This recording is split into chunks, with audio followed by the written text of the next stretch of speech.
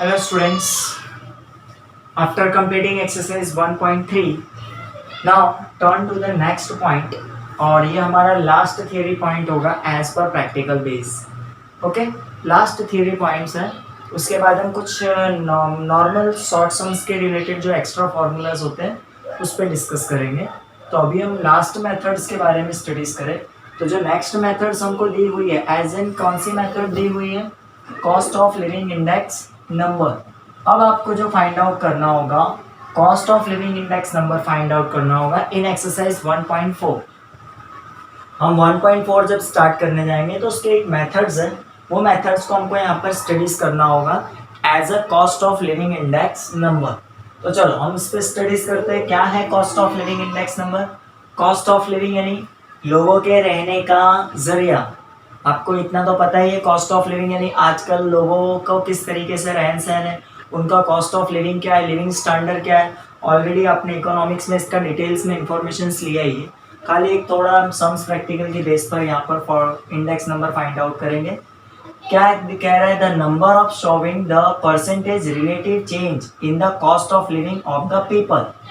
यानी क्या कह रहा है? Number of showing the percentage relative, जो हम इंडेक्स नंबर फाइंड आउट करते हैं एज अ, वो चेंजेस क्या कह रहा है? इन the cost of living of the people, यानी लोगों का जो कॉस्ट ऑफ लिविंग है उसमें जो परसेंटेज बेस पर हम चेंजेस क्या आ रहा है, क्या प्राइस रिलेटिव चेंजेस आ रही है, वो टेक आउट करना, that is a cost of living.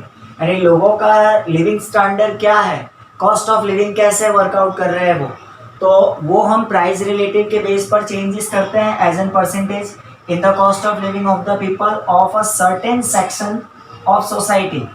कुछ सोसाइटीज की सेक्शंस को अकॉर्डिंग लेकर in the current year as compare to the base year is called the cost of living index number. Short में इतना ही समझना है कि जो परसेंटेज रिलेटिव हम चेंज करते हैं किसमें, इन the cost of living of the people, यानी लोगों के कॉस्ट ऑफ लिविंग में जो परसेंटेज रिलेटिव चेंजेस आते हैं, वो परसेंटेज रिलेटिव चेंजेस के कारण वो हम कैसे स्टार्टेड करते हैं, a certain section of a society, society के कुछ सेक्शंस के according in the current year compare to the base year. मतलब वही पॉइंट ऑफ व्यू को लेके बेस ईयर से कंपेयर करके हम जो फाइंड आउट करते हैं उसी को cost of living index numbers कहते हैं।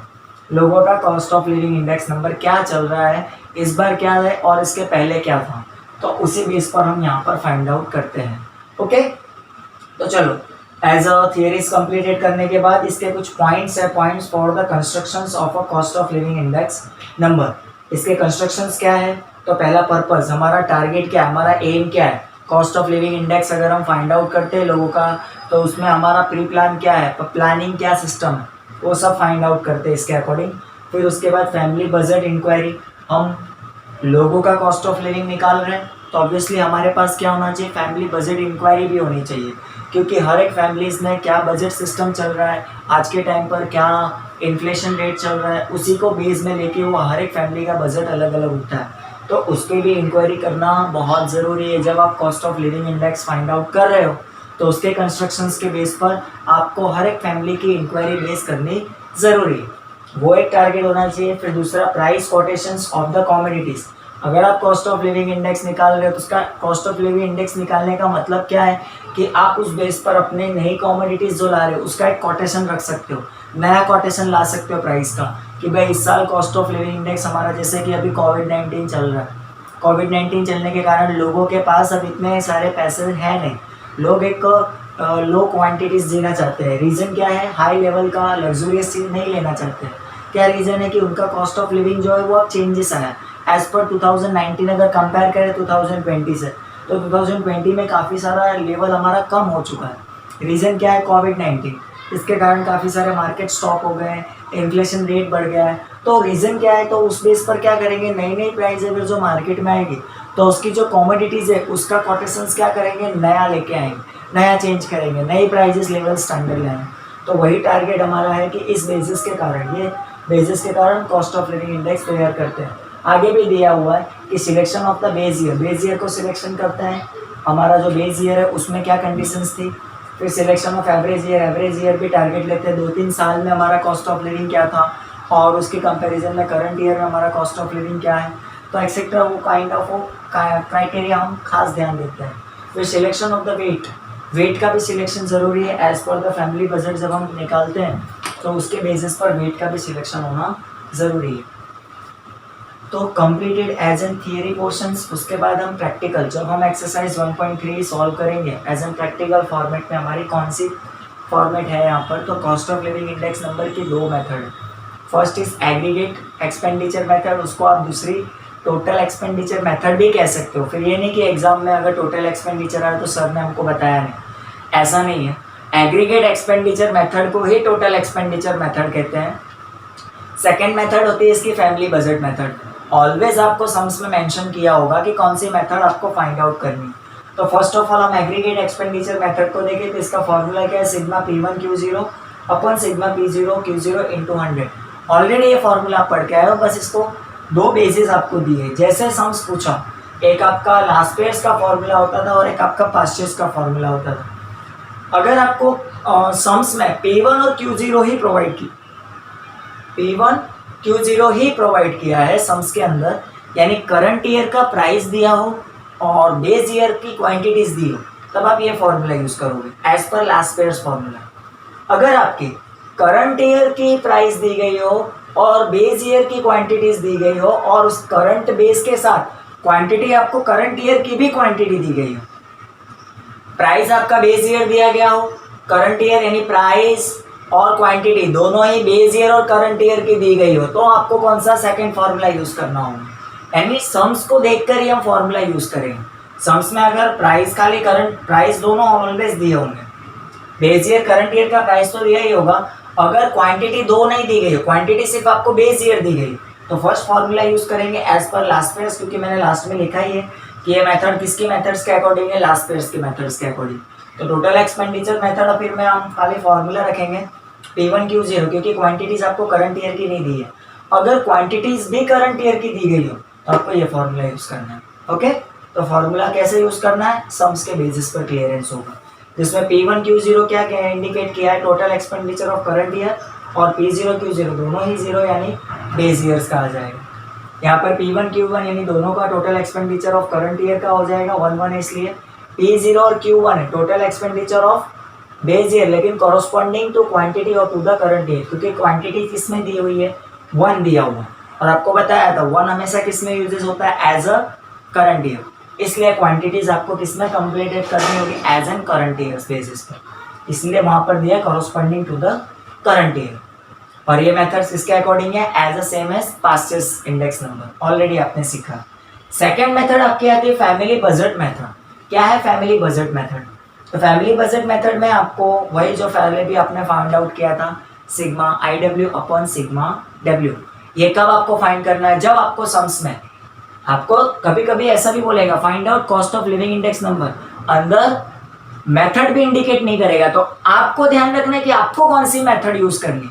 अगर वहां पर डायरेक्ट इंडेक्स नंबर निकाल के रखा है और आपको W प्रोवाइड्स कर दिया, तब आपको ध्यान रखना है मेथड कौन सी रखनी है, family budget method. Direct index number यानी IW अपन सिग्मा W से बेसिस कर सकते हैं। आई आपको पता है, अगर ना दिया हो P1 P0 दिया और W दिया हो तो P1 P0 के बेस पर आई निकाल सकते हैं, या आई दिया हो इंडेक्स दिया हो और आपको P0 Q0 दिया हो तो उस बेस पर W is the same as a P0 Q0। अभी आपको मैंने समझाया था कि W is a total expenditure of the base year, P0 Q0 is called as a W, also is called as a W। Okay, तो इस base पर हमारे ये लास्ट मेथड भी कंप्लीटेड होती है, और इसी मेथड्स को हम प्रैक्टिकल फॉर्मेट यानी एक्सरसाइज 1.4 सॉल्व करेंगे, तब वहाँ पर और आपको क्लियर हो जाएगा, and that is the final exercise. और उसके बाद हम शॉर्ट सम्स के फॉर्मूलाज रिप्रेजेंट करेंगे और उसके बेस पर शॉर्ट सम्स कवर करके इस चैप्टर्स को डी एंड करेंगे। ओके, तो अब हम नेक्स्ट लेक्चर्स पर जब हम आएंगे तो हम स्टार्ट करेंगे exercise 1.4। Okay, thanks. Now students, take out exercise 1.4। हमने जो लास्ट में थियरीज बेसिस पढ़ी as a new method cost of living index, उसका पहला सम्स हम करने जा रहे हैं, sum number 1। So take out page number 38, exercise 1.4, sum number first. पहला सम आप देखोगे, चलो क्या कह रहा है सम्स, तो मैं रीड कर रहा हूँ, कॉन्सेंट्रेट करो अपनी नोटबुक में और जो बोलूँ हाईलाइट करने को उसको हाईलाइट कीजिएगा। On the following data are obtain from the family budget inquiry of middle class family.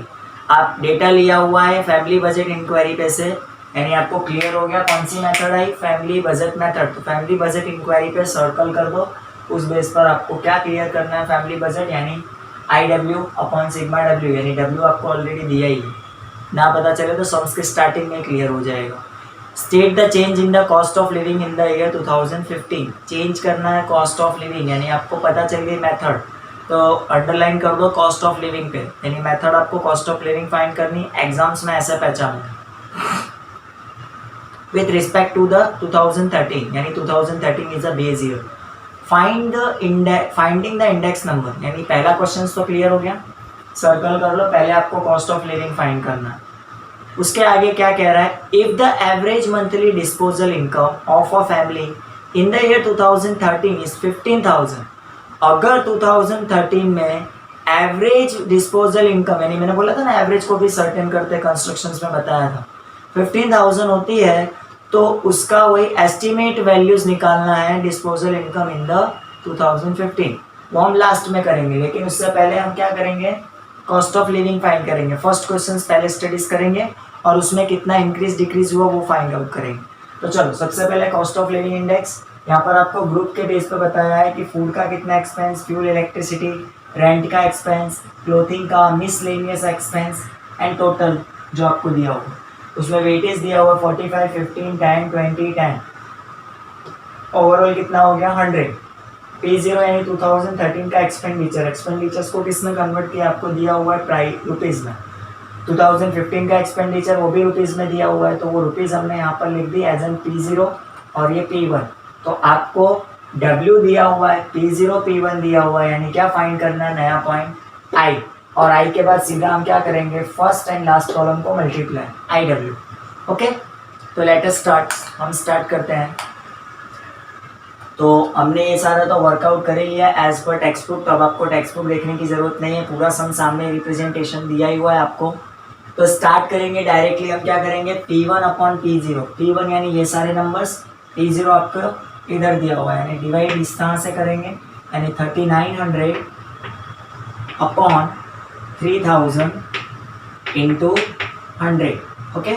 Then after 1850 upon 1450 into 100, again 2400 upon 1500 into 100, फिर 900 upon 600 into 100, फिर 1920 upon 1600 into 100, साथ साथ में आपको भी लिखते ही जाना। चलो अब इसका आंसर्स लिखते हैं। एक्चुअली क्या आ रहा है index number 1 by 1 with the help of कैल्सी। तो चलो कैल्सी की हेल्प से हम 1 by 1 सॉर्ट आउट करते हैं एज एन आवर सम्स। क्या कह रहा है, आई निकालना है आपको, तो 3900 इंटू 100, 3900 इंटू 100 डिवाइड बाय 3000, तो कितना है index number 130, okay. Then after ऐसे 1850 इंटू 1000 अपॉन 1450, तो कितना आएगा आपका इंडेक्स नंबर 1850 अपॉन 1450, 127.5, 127 पॉइंट, यहाँ 9 आएगा, 5859, और 59 है, 59 के हिसाब से आप जब भी एक चीज़ ध्यान रखना, 5 से स्मॉल जब तक ना आवे, कैल्सियम देखो आपका लिखा होगा 127.586, 6 को अगर आप राउंड फिगर करते हो तो वहाँ 9 होगा, तो 9 5 से आप आ रहा है तो वापस से राउंड फिगर करना पड़ेगा, मतलब आपका आंसर होगा 127.6 या फिर 60 लिख सकते हो, ओके। 6 लिखो तो भी चलेगा, 60 लिखते हो तो भी चलेगा।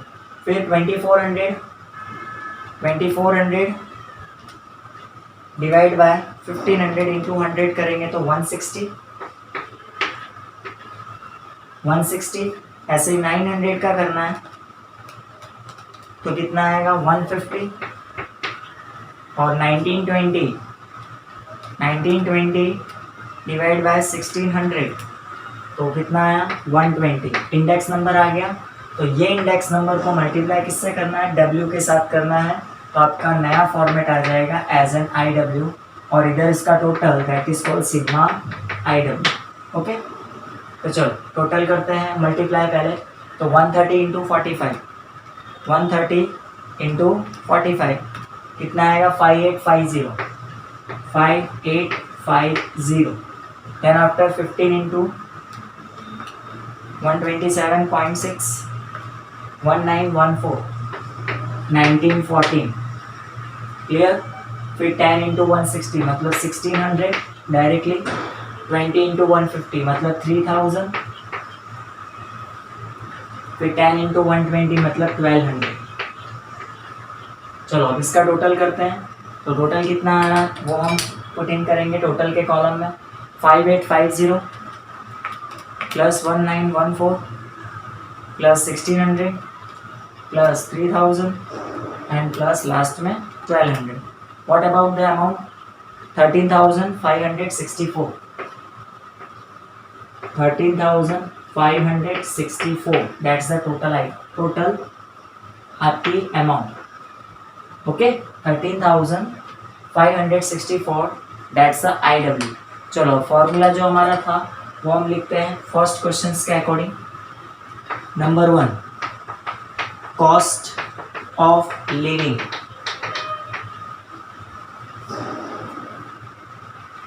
Living index.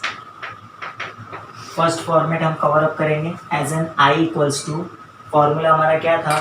As an I equals to, ये फर्स्ट फॉर्मेट है, आई इक्वल्स टू क्या था हमारा format? Sigma I W upon sigma W only. तो चलो फॉर्मेट में डालते हैं वैल्यूज। सिग्मा आई डब्ल्यू हमारा कितना आया था? As an 13,564 divide by 100। तो कितना आपका रेशियो निकल के आएगा as an index? I equals to 135.64, 135.64 as in your I. Cover up हो गया आई। ओके, अब हमारा था second point as an second question, increase और डिक्रीज इन 2015 कंपेयर ऑफ 2013। तो चलो हम क्या करेंगे एज एन इंक्रीज डिक्रीज। तो आपका इंडेक्स नंबर कितना आया? 135.64 माइनस क्या कर देंगे? 100। 135.64 माइनस क्या करेंगे? As an 100। तो कितना आएगा आपका? इंक्रीज हुआ, कितना इंक्रीज हुआ? 35.64%। आ गया इंक्रीज, यानी यहाँ नीचे लिख सकते हो increase in 2015 as compare of 2013। Second question अपना, यानी फर्स्ट क्वेश्चन के 2 पार्ट्स बनेंगे। हमेशा इंक्रीज डिक्रीज निकाल ही लेना, पूछा हो कि ना पूछा हो आपने निकाल ही लेना, क्योंकि हमको पता चलना चाहिए। चलो नेक्स्ट हम पॉइंट पे आते हैं। अब आप दूसरा क्वेश्चन रीड करो टेक्स्ट बुक में। क्या बोल रहा है कि if the average monthly disposal income of a family in the year 2013, अगर एवरेज मंथली इनकम 2013 की 15,000 है, मैं वो यहाँ से कवर अप करा रहा हूँ। क्या कह रहा है थर्ड नंबर का क्वेश्चन, मतलब सेकेंड क्वेश्चन कह रहा है एवरेज मंथली इनकम 2015 कितनी है? 15,000 रुपीज़। तो 2015 में एज एन 13 की दी है, तो 2015 में हाउ मच, कितनी होगी, ये क्वेश्चन आपका पूछ रहा है। तो अब हम क्या करेंगे, इसके 2 पार्ट्स कर देंगे एज एन अकाउंट्स में जो करते थे। एवरेज मंथली इनकम ऑफ 2013, ये आपको दिया ही हुआ है। COI कॉस्ट ऑफ इंडेक्स आपका 2015 का रख देते हैं। Is it clear? 2015 का कॉस्ट ऑफ लिविंग रख देते हैं। तो आपको सपोज करना है 2013 में आपका अगर कॉस्ट ऑफ लिविंग, यहाँ पर आप साइड में लिख सकते हो एज एन इधर कि सपोज 2013 में आपका इनकम जो है 100 के बेस पर रखना है, हमेशा 100 रुपीज़।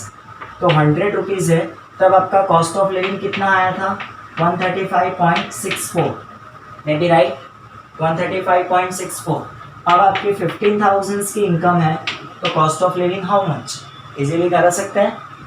आपको सपोज कर लेना है कि सपोज 2013 की इनकम हम क्या सपोज कर रहे हैं एज एन, या यहाँ लिख सकते हैं कि suppose income of 2013 as COI as 100, COI का कितना हो गया एज एन 100। तो इसी बेस पर ये फॉर्मेशन कर सकते हैं 100 पर 15 का cost of living index 135.64।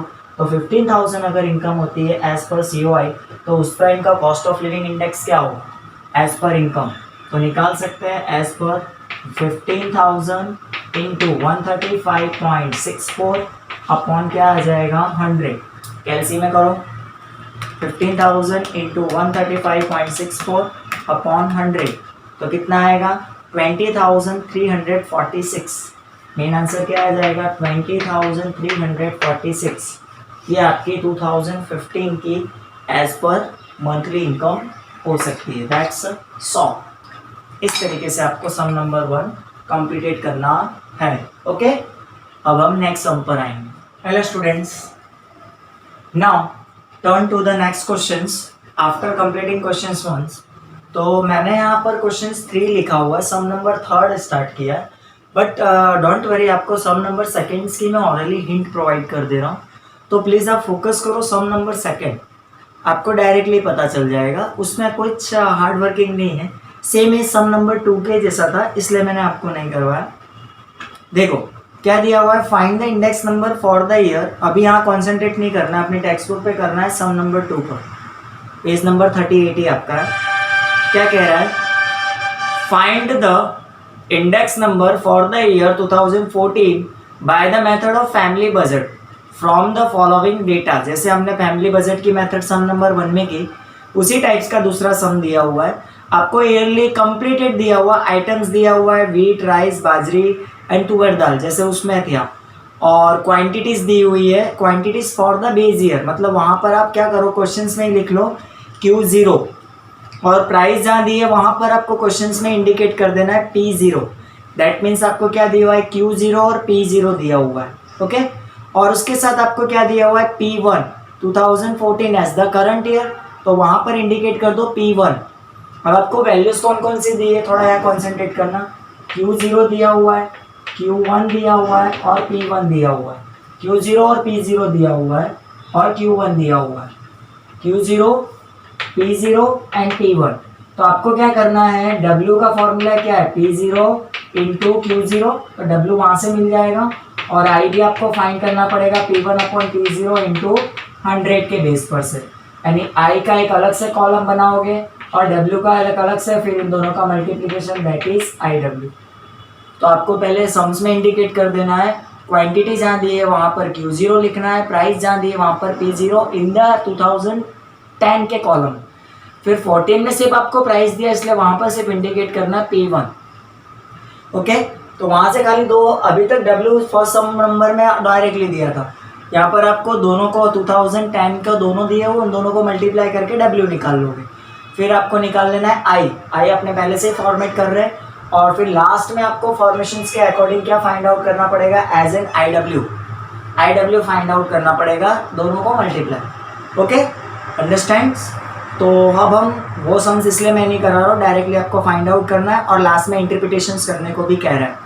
Interpret मतलब कि जो हम ऑलरेडी करते, मैंने बोला ना, बोला हो कि ना बोला हो, आपको डायरेक्टली लास्ट में जो आपका इंडेक्स नंबर आएगा, cost of living index COI, उसको -100 करना है, जितना इंक्रीज डिक्रीज हो रहा है वो बता देना, कंपैरिजन टू द 2010।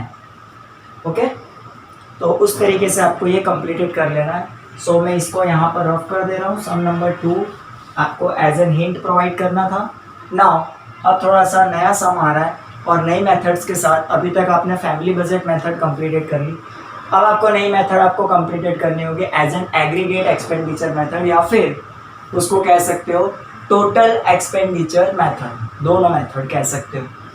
तो चलो टर्न करते हैं अपने turn about on this sums.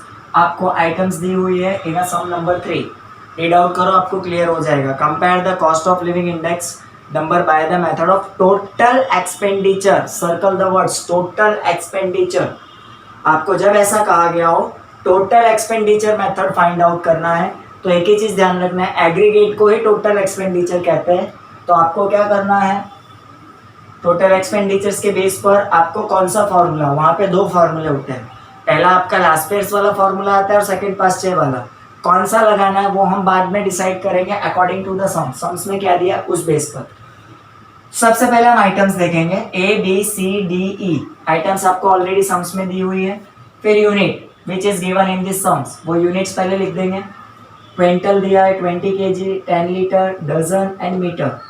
अब एक्चुअल यूनिट जिसमें मुझे कन्वर्ट करना है, तो क्विंटल है तो मैं किस में कन्वर्ट करूंगा, केजी, इधर भी केजी, इधर लीटर, डजन, लेकिन वहाँ मुझे पीसेस में कन्वर्ट करने हैं। क्यों? क्योंकि जो आपके सम्स में दिया हुआ है क्वांटिटीज किस में दी हुई है, एज एन पीसेस में दी हुई है। तो पीसेस में मैं कन्वर्ट करूंगा क्योंकि वहाँ पर क्वांटिटी आपको पीसेस में दी है, तो उसको पीसेस में कन्वर्ट कर दिया, मीटर का मीटर में कन्वर्टेड कर दिया। तो जो वहाँ पर डिफरेंसेस नहीं है, खाली क्या किया, वहाँ 20 वहाँ पर केजी कर दिया। उसका रीज़न ये है क्योंकि हमको P0 फाइंड करना होगा, P0 एंड P1। फॉर्मूला कौन सा रखेंगे, तो आपको क्या दिया है, P0 P1 दिए, P0 दिया हुआ है, P1 ये तो ऑब्वियसली दिया ही है। क्वांटिटी खाली बेस ईयर की दी, यानी कौन सा फॉर्मूला आएगा, फर्स्ट फॉर्मूला। अगर आपको क्वांटिटी करंट ईयर की दे तो आपको सेकंड फॉर्मूले में जाना है, नहीं तो फिक्स आपको फर्स्ट फॉर्मूला ही यूज करना है। अगर क्वांटिटी आपको सेकंड ईयर की देता है तभी आपको सेकंड फॉर्मूला में जाना है। अदरवाइज फॉर्मूला क्या होगा आपका, cost of living index number का, पहले मैं फॉर्मूला लिख देता हूँ। Cost of living index number COI short में मैं लिख सकता हूँ, चलो पूरा ही लिख देते हैं। कॉस्ट ऑफ लिविंग इंडेक्स कौन सी method, total expenditure method, bracket में वो लिख दिया। तो फॉर्मूला क्या था, I equals to sigma P1 Q0 upon sigma P0 Q0 into 100, first formula. जो वैल्यूज आपको वही टेबल आपको बनाने होंगे। P0 Q0 दिया है, P0 Q0 आ गया। P1 आपको दिया है, P1 एंड P0 दोनों दिया हुआ, P1 एंड Q0। तो आपको क्वांटिटीज अगर करंट ईयर की नहीं दे रहा हो तो फिक्स्ड फॉर्मूला है आपका कि P1 Q0 and P0 Q0, मतलब लास्ट पेयर का ही फॉर्मूला यूज करोगे, पास्ट चेक का भी यूज करोगे, यानी second formula according to the Paasche. जब आपको, फिर से नोटिस कर रहा हूं, ध्यान देना इस पॉइंट को, क्वांटिटी करंट ईयर की आवे तभी। ओके, तो आपके नेक्स्ट दो कॉलम कौन से बनेंगे, P1 Q0, तो चलो वो पहले बना देते हैं, और सेकंड कॉलम आपका आएगा P0 Q0। ओके, तो चलो स्टार्ट करते हैं। सबसे पहले हमको ये क्वांटिटी चाहिए, ये तो ऑब्वियसली मिल ही जाएगा आपको, इसमें प्रॉब्लम नहीं है, पहले आपको ये कन्वर्ट करना है। तो चलो सबसे पहले हम किस में जाते हैं, क्वांटिटीज को पहले ये कॉलम फिल करेंगे। पहले क्वांटिटीज, यहाँ क्विंटल है, यहाँ केजी है, मतलब जो आपको अंदर दिया होगा वो केजी में ही होगा। तो पहले वो हम लिख देते हैं एज एन क्वेश्चंस। क्या दिया हुआ है, 20 kgs, सॉरी, और क्विंटल के बेस पर नीचे क्या दिया है, 50 kgs, तो यहाँ पर तो 50 कंप्लीटेड है। उसके बाद आपको केजीज में ही दिया हुआ है 18 kgs, केजी में है ये 18 kgs। लीटर का लीटर में दिया होगा कितना है, 12 लीटर्स। तो यहाँ पर क्वांटिटीज में क्या लिख देंगे, 12। पीसेस को आपने डजन में दिया है, उसको पीसेस में कन्वर्ट करना है, डजन में है, और आपको कन्वर्टेड किस में करना है, एज एन पीसेस में। तो पीसेस में जब आप कन्वर्ट करोगे तो डजन में पीसेस आपको दिए हुए, क्या दिए हुए, पीसेस दिए हुए, उनको आपको डजन में कन्वर्ट करना है। तो डजन में जब आप कन्वर्ट करोगे तो कितना डजन्स के हिसाब से होगा, तो जो पीसेस आपको दिए हुए उसको डिवाइडेड कर देना है। तो कितने पीसेस दिए हुए आपको, एज एन 20 पीसेस, उसको डिवाइड कितने से करोगे, डजन मतलब 12, तो 20 डिवाइड बाय 12 कर दोगे, कितना आएगा, 20 डिवाइड बाय 12 कितना आएगा, 1.67 आ जाएगा। पीसेस में जब आप कन्वर्ट करोगे क्वांटिटीज, ओके, पीसेस में ही दिया हुआ है 20s, मैं प्राइजेस की बात समझने लगा था। फिर ये मीटर में, उसमें भी कोई चेंजेस नहीं है, तो कितना आ जाएगा, एज एन 40। तो आपका फर्स्ट पॉइंट क्लियर हो गया, एज एन क्वांटिटीज। चेंजेस कहीं पर भी नहीं करना है, खाली जिसमें क्वांटिटीज थी उसके अकॉर्डिंग लिख दिया है। अब जो मेन पॉइंट है आपका P0 और P1, इन दोनों को चेंजेस करते जाना एज पर अवर क्विंटल और उसके बेसिस पर। तो फर्स्ट पॉइंट्स के अकॉर्डिंग हम किस में चेंजेस करेंगे, एज एन फर्स्ट पॉइंट हमारा दिया हुआ है क्विंटल, तो दैट मीन्स डिवाइड बाय क्या करेंगे, पेंसिल से लिख सकते हो 100। तो 100 से जब हम डिवाइड करेंगे, आपको दिया क्या क्या है क्विंटल के बेस पर, कितनी वैल्यूज़ दी हुई है एज एन टेक्स्ट बुक में देखोगे तो P0 आपको दिया है 1200, तो 1200 का क्या हो जाएगा 12, और P1 कितना दिया हुआ है एज एन 1700 का कितना हो जाएगा 70। ओके, उसके बाद P0 एंड P1, फिर आपको क्या दिया हुआ है सेकंड में 20 kg, यानी 20 से डिवाइड करना है, क्या दिया हुआ है 20 kgs, तो डिवाइड बाय 20। तो अमाउंट कितनी दी हुई है आपको टेक्स्ट बुक में, show in the text book, what about this A, how much amounted कितनी दी हुई है 2014 की 340 डिवाइड बाय 20 करेंगे कितना आएगा 17, और सेकंड में कितना दिया हुआ है 380, तो 380 डिवाइड बाय 20 19, तो वहाँ पे 19 लिख देंगे। ओके, फिर लीटर है 10 से डिवाइड करना है, तो कितना दिया हुआ है लीटर के बेस पर 30 एंड 40 दिया हुआ है, तो 3 एंड 4 हो जाएगा क्योंकि 10 से डिवाइड करना है। उसके बाद पीसीस मतलब 12 से डिवाइड करना है, तो 15 एंड 24 दिया हुआ है, तो 15 डिवाइड बाय 12 कितना आएगा 1.25, और इधर कितना आ जाएगा 2 मीटर। वहाँ तो नॉर्मली जो है वही लिखा जाएगा 12 एंड 16, क्योंकि उधर पर मीटर ही रेट दिया हुआ है। इन शॉर्ट में इसमें आपको डिवाइड बाय 10 करना था, इसमें डिवाइड बाय 20 करना था, और इसमें डिवाइड बाय एज अ 12 करना था। बाकी सब आपका सेम सिस्टम ही है। ओके, इसको कंप्लीट करने के बाद आप इसको पेंसिल से लिखना है, रफ कर देना है। चलो अब हम टॉपिक्स पे आते हैं। Main point of view P1Q0 का फॉर्मेट, तो P1Q0 यानी इन दोनों कॉलम्स को मल्टीप्लाई करेंगे, P1Q0 तो मल्टीप्लाई करते जाते हैं, 17 इंटू 15 कितना आया 850, 18 इंटू 19 342, फिर 12 इंटू 4 48, 22 जा 40 एंड 16 इंटू 14 224, उसका टोटल भी साथ में कर लेते हैं, 224 plus 40 plus 48 plus 342 plus 850 plus कितना हुआ 1504, वो हम यहाँ पर लिख देंगे एज इन, ये क्या है आपका सिग्मा P1Q0। अब आ जाते हैं P0Q0 में, मतलब इन दोनों का कॉम्बो, तो 12 इंटू 50 600, फिर 17 इंटू 18 306, फिर 312 यानी 36, 20 into 1.25 20 into 1.25 25, then 12 into 14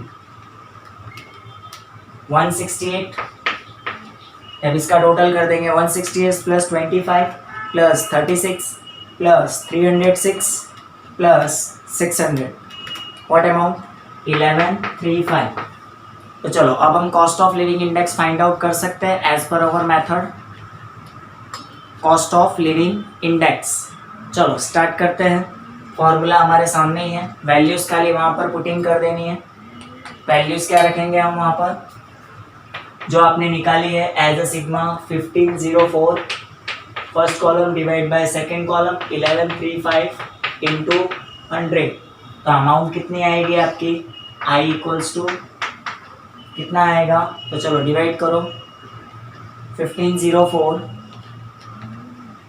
divide into 100 divide by 1135 132.51 132.51, ये आपका इंडेक्स आ गया। चलो अब आगे क्वेश्चंस में रीड करते हैं, उसको इंटरप्रिटेशंस के बारे में कहा है कि नहीं कहा है वो हम चेकआउट कर लेते हैं as in our text book. तो क्वेश्चंस में कुछ दिया है, नेक्स्ट कुछ सेकंड थर्ड नंबर में आपको इंटरप्रिटेशन करने को नहीं कहा है, फिर भी हम कर देते हैं। बाई चांस अगर आपको सम्स एग्जाम्स में पूछ लें इंटरप्रेट भी करो तो आप कर सकते हो, इंटरप्रेट अगर आपको करना हो।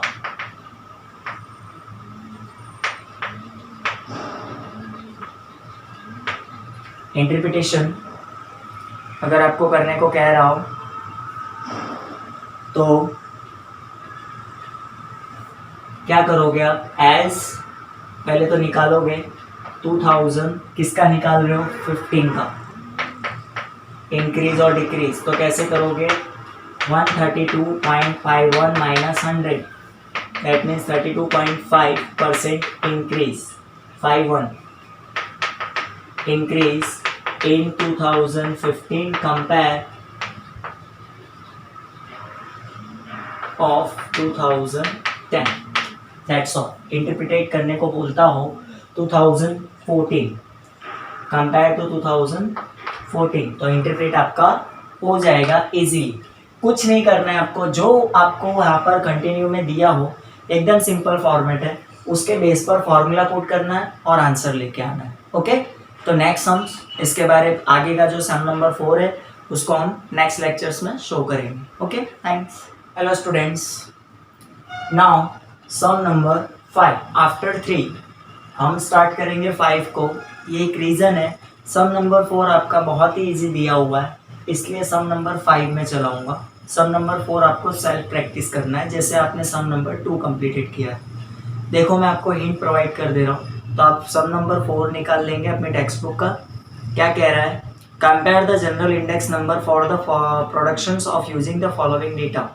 जनरल इंडेक्स नंबर निकालने को कह रहा है। एक्चुअली दिया क्या है वो पहले देखो, वेट दिया है और इंडेक्स डायरेक्टली दे दिया है, आई और डब्ल्यू ऑलरेडी दिया हुआ है, तो फैमिली बजट मेथड्स के अकॉर्डिंग आपको डायरेक्टली कैलकुलेट कर देना है। यहाँ भले मेथड नहीं बोली, लेकिन आपको कम्प्लीटली पता है कि कौन सी मेथड यूज होगी, फैमिली बजट मेथड। तो आप डायरेक्टली 4 नंबर में आई का कॉलम बना लोगे, डब्ल्यू दिया है that is called W and that is called I, second column I W पहले, फिर आई डब्ल्यू, तो आपको सीधा उसमें पुट इन कर देना वैल्यूज। एकदम इजी है, इजीली आप कैलकुलेट कर सकते हो। थोड़ा सा डिफरेंट 5 नंबर है, क्योंकि 5 नंबर में कॉम्बो मेथड पूछी है, आपकी 2 मेथड बोला है। देखो द डिटेल्स, तो अपने टर्न अराउंड आ जाओ 5 नंबर में। 4 आप सेल्फ प्रैक्टिस करोगे। 5 में क्या कह रहा है, the details of expenditures on clothing for the workers class of region are as follows. Find the index number of clothing by the total expenditures and the family budget method. Total expenditure और family budget method दोनों, clothing का जो आपको workout दिया हुआ item, जिसमें clothing में साड़ी आ गई, धोती आ गई, शर्टिंग आ गई एंड अदर्स, सारे कपड़े दिए हुए हैं, उनके यूनिट्स भी कम्प्लीटली दिया हुआ है, कोई एक्चुअल यूनिट्स नहीं निकालना है, जो यूनिट्स है उसी में रखना है आपको। और उसके बेस पर 2 मेथड पूछी है, तो मैंने यहाँ पर टेबल उसी तरीके से ड्रॉ किया हुआ है। आपको ये सारी वैल्यूज़ दी हुई है, टेक्स्ट बुक में देखने की ज़रूरत नहीं है। पहला आपको 2010 की क्वांटिटीज़ दी है, तो Q0 आ गया, फिर 2010 की प्राइस मतलब P0, first column is completed. After that 2014, तो 14 में आपका सिर्फ क्या आएगा, P1 ओनली आएगा, उसकी वैल्यूज यहाँ पर लिख दी है। अब आपको 2 मेथड पूछी, तो 2 कॉलम और बना लेने। फर्स्ट आपका total expenditure method and second column is family budget method. दोनों मेथड पूछिए, दोनों मेथड के फॉर्मूले आपके सामने हैं, ये 3 बेस पे ही जाना है। तो टोटल एक्सपेंडिचर मेथड में भी आपको फर्स्ट नंबर का ही फॉर्मूला यूज़ करना है। क्यों? क्योंकि Q1 is not given, Q1 आपको दिया नहीं है। ओके, तो चलो स्टार्ट करते हैं। हम सबसे पहले टोटल एक्सपेंडिचर मेथड लेते हैं और उसको यहाँ पर सॉल्व करेंगे, उसके बाद फैमिली बजट मेथड पर आएंगे। तो सबसे पहले हम टोटल एक्सपेंडिचर लेते हैं, 1 बाय 1 मल्टीप्लाई करते जाते हैं। चलो P1 Q0, तो आपके पास P1 भी है और Q0 भी है, P1 and Q0 first and last column का मल्टीप्लिकेशन। तो 5 इंटू 400, 400 इंटू 5, 2000 आपका आंसर आ रहा है। ओके, आंसर इज 2000, तो right this 2000, then 800, then 20 into 38, तो चलो 38 इंटू 20 760, फिर 15 इंटू 23.80, 15 इंटू 23.80, तो 357। चलो इसको एडिशन भी कर लेते हैं, प्लस 760 प्लस 800, साथ साथ में आपको भी मेरे साथ ही करते जाना है जिससे आप अपनी नोटबुक में भी चेक कर सको। 3917 कितना आएगा? 3917 फर्स्ट आंसर आपने कंप्लीटेड किया। ये क्या है? Sigma P1Q0। अब आते हैं हम P0Q0 पे। तो P0Q0 मतलब इधर P0Q0 साथ में दिया हुआ है, तो 5 इंटू 300 1500, फिर 8 इंटू 70 560, 20 इंटू 32.4 648, फिर 15 इंटू 20.90 313.5। ओके, 313.5। अब इसको ऐड करते जाते हैं, प्लस 648 प्लस 560 प्लस 1500, तो क्या आया? 3021.5 3021.5 हो गया। आगे हम नहीं जाएंगे फॉर्मेशंस के अकॉर्डिंग, सबसे पहले रूल्स के अकॉर्डिंग फर्स्ट क्वेश्चन आपका क्या था? कॉस्ट ऑफ लिविंग, आपको cost of index find out करना है, टोटल एक्सपेंडिचर मेथड। तो पहले वो मेथड्स के अकॉर्डिंग सॉल्व करेंगे, फिर हम फैमिली बजट में जाएंगे। तो सबसे पहले आई का फॉर्मूला क्या था? Sigma P1Q0 upon sigma P0Q0 into 100। तो वैल्यूज रख देते हैं हम। सिग्मा P1Q0 का टोटल 3917 अपॉन 3021.5 इंटू 100। तो आपका इंडेक्स कितना आ गया as per total expenditure method? 3917 divide by 3021.5 into 100, तो 129.64 आपका फर्स्ट मेथड्स के अकॉर्डिंग आंसर आ गया। यानी यहाँ तक आपका total expenditure is completed. Okay students, अब हम नेक्स्ट वीडियोस के बारे में आ रहे हैं। नेक्स्ट पॉइंट ऑफ व्यू, आपने ये कंप्लीटेड कर लिया, first column is clear, total expenditure method वो आपके सामने आ गई। अब हम टर्न अराउंड करेंगे as our family budget method. तो स्टूडेंट्स एक चीज़ ध्यान रखो, W का फॉर्मूला क्या था? P0Q0। सेम आपके सामने दिया हुआ है, तो सिर्फ आपको क्या करना है? कॉपी पेस्ट ही करना, वही का वही कॉपीज करना है आपको सब में। वही आपका W होगा, टोटल भी वही होगा 1500 560 648 एंड 313.5। टोटल भी वही है 3021.5। एम आई राइट? सेम ही होगा। आई आपको निकालना पड़ेगा P1 अपॉन P0, यानी इन दोनों को डिवाइड करके मल्टीप्लिकेशन 100 करना। तो चलो पहले वैल्यूज रख देते हैं। 400 डिवाइडेड 300 इंटू 100, फिर 100 डिवाइड 70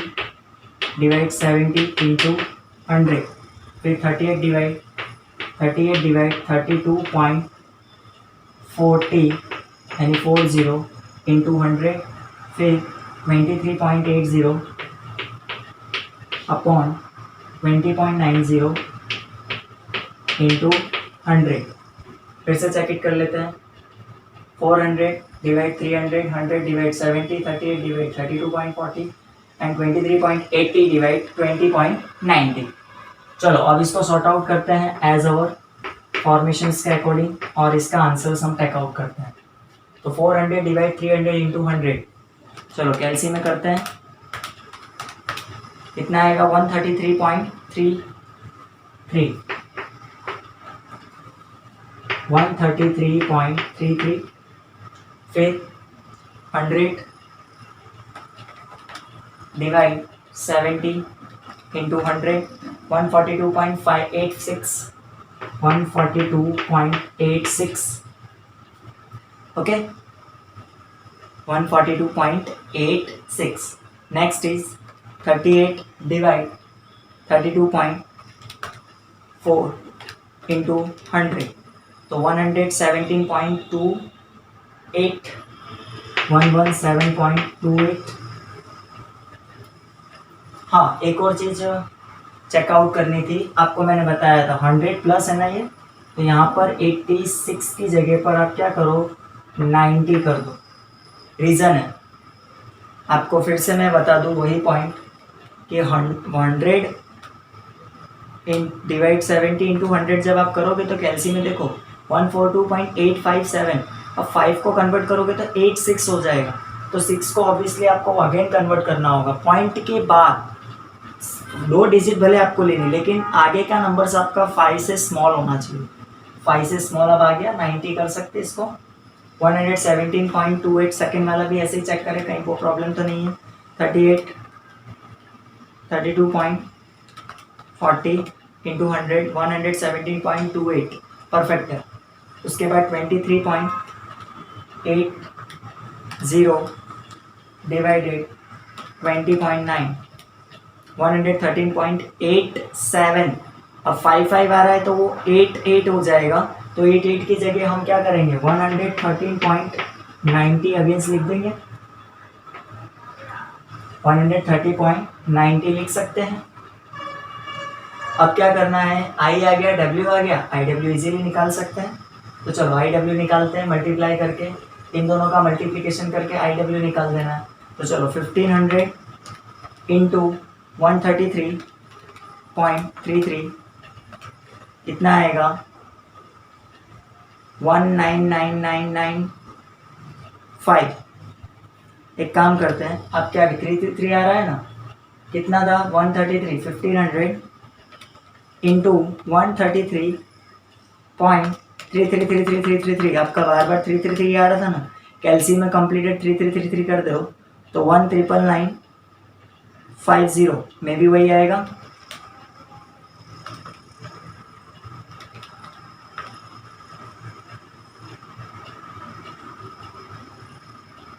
19950, यानी कि 1,99,950। थोड़ा ऑकवर्ड अमाउंट आएगी, ध्यान रखना।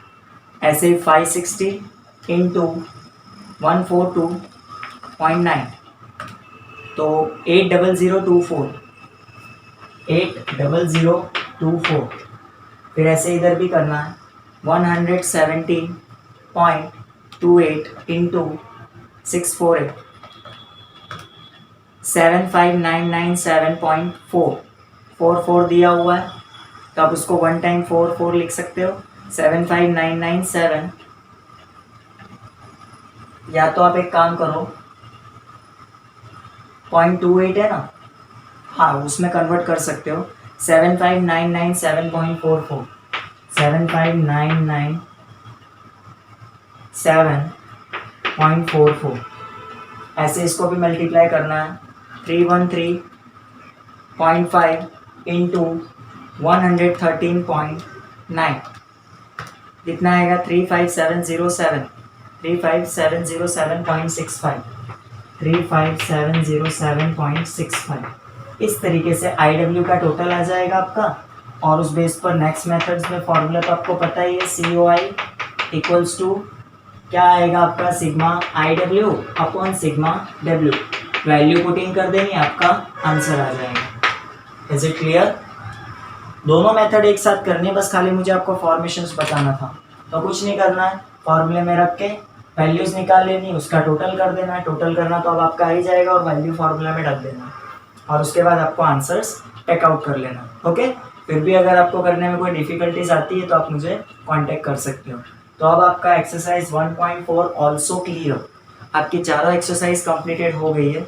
अब हमारे जो होंगे, हम फाइनल एक्सरसाइज पर आएंगे, और फाइनल एक्सरसाइज में भी स्पेशली किसके बारे में डिस्कशन करने वाले हैं, स्पेशली जो हमारे शॉर्ट टाइप्स के सम्स है उसके फॉर्मूलाज में रिप्रेजेंट करूंगा नेक्स्ट टाइम पर, और उस फॉर्मूलाज की बेस पर हम जो स्मॉल टाइप्स के सम्स है एज पर सेक्शन CD वो सिर्फ मैं कराऊंगा।